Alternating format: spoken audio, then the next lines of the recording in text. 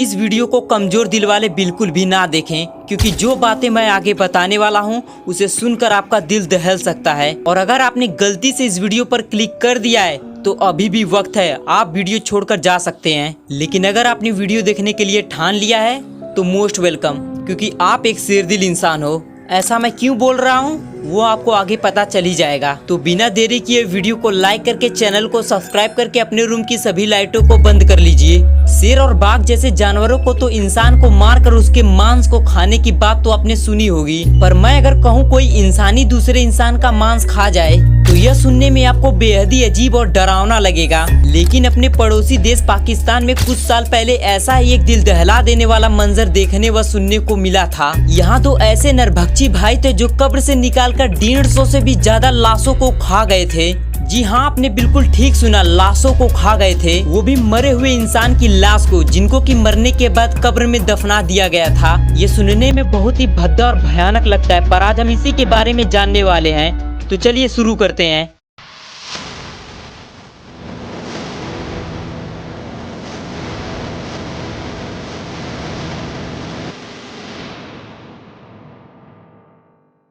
इस फोटो में आप दो शख्स को देख सकते हैं। इसमें इस शख्स का नाम है मोहम्मद फरमान अली और इस शख्स का नाम है मोहम्मद आरिफ अली। और ये वही नरभक्षी भाई हैं जिन्होंने ऐसी घटिया हरकत की है जिसके बारे में मात्र सोचने से ही दिल कांप उठे। ये कहने को तो इंसान है, पर इन्हें इंसान कहना इंसानियत को गाली देने के बराबर है। ये पाकिस्तान के पंजाब प्रांत में स्थित भक्खर जिले के दरिया खान इलाके में मौजूद खवावार कलन गाँव के रहने वाले हैं। अब आपके मन में यह सवाल आ रहा होगा कि पंजाब तो भारत में है, फिर मैंने पाकिस्तान के पंजाब क्यों कहा? तो इसका बड़ा सिंपल जवाब है, भारत पाकिस्तान बंटवारे से पहले पंजाब सिर्फ एक ही था, लेकिन बंटवारे के बाद आधा पंजाब पाकिस्तान में चला गया और आधा भारत में रह गया। तो मैं फिलहाल पाकिस्तान वाले पंजाब की बात कर रहा हूँ। अब अपने टॉपिक पर वापस आते हैं।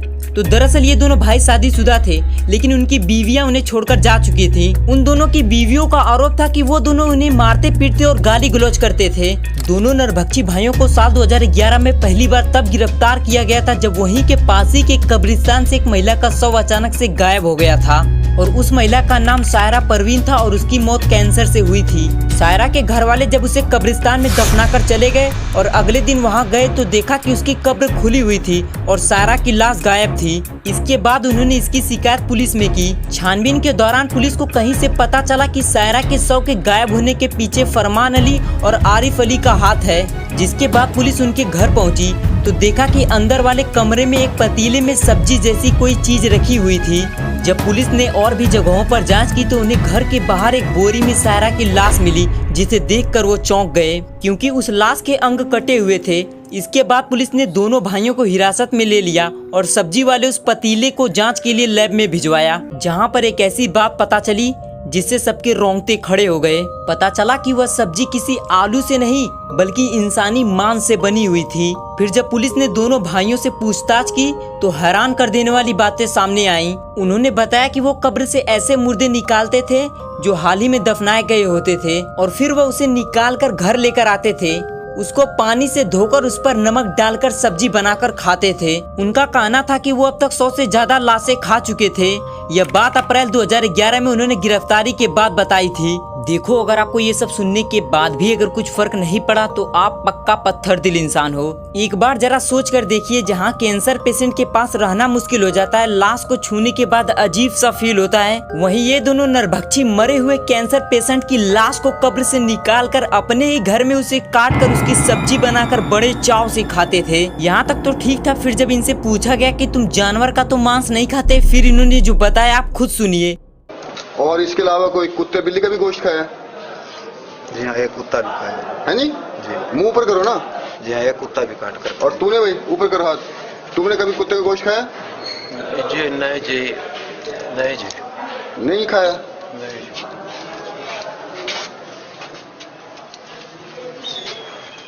सुना आपने, इसने बताया कि ये कुत्ते का भी मांस खाया हुआ है और मेरे हिसाब से शायद आपने इसके पहले ऐसा हैवान कभी नहीं देखा होगा। फिर बाद में दोनों आदमखोर भाइयों को अदालत में पेश किया गया, लेकिन वहाँ एक परेशानी खड़ी हो गई क्योंकि पाकिस्तान में इस तरह की बेहुदा हरकत के लिए आरोपी को क्या सजा दी जाए इसका कोई प्रावधान ही नहीं था। क्योंकि टेक्निकली बात करें तो उन दोनों ने तो किसी को मार कर थोड़ी न खाया था, वो तो ऑलरेडी मरे हुए इंसान को खाते थे और इसके पहले पाकिस्तान में ऐसा कोई केस भी नहीं हुआ था। फिर अंत में इन दोनों पर कब्र से छेड़छाड़ करने और अन्य धाराओं के तहत मुकदमा चला।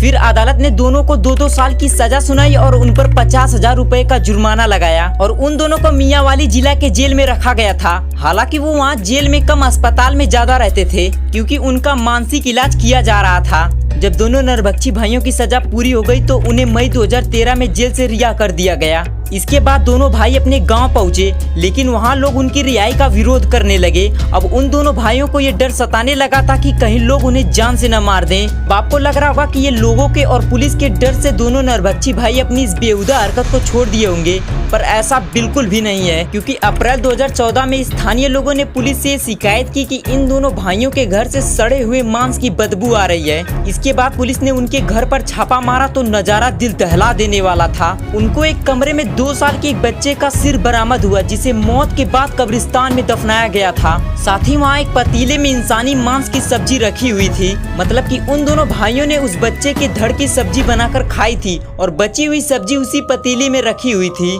और ये नजारा ठीक वैसा ही था जैसा कि साल 2011 में पुलिस छापे के दौरान दिखा था। फिर वापस पुलिस ने उन दोनों भाइयों को गिरफ्तार कर लिया और फिर से एक बार उन दोनों को अदालत में पेश किया गया। लेकिन अब फिर से अदालत के पास वही परेशानी थी कि ऐसी घटिया हरकत के लिए उन्हें क्या सजा दी जाए, क्योंकि इसको लेकर तो कानून में कोई प्रावधान ही नहीं है। फिर बाद में इस मामले को पंजाब के सरगोधा में आतंकवाद निरोधक अदालत को सौंप दिया गया। फिर बाद में इस अदालत ने फरमान अली और आरिफ अली को बच्चे की कब्र को छेड़ने के साथ आतंक फैलाने और संपत्ति को नुकसान पहुंचाने का दोषी पाया और दोनों को 12-12 साल की सजा सुनाई। फिलहाल ये दोनों दरिंदे भाई जेल में सजा काट रहे हैं।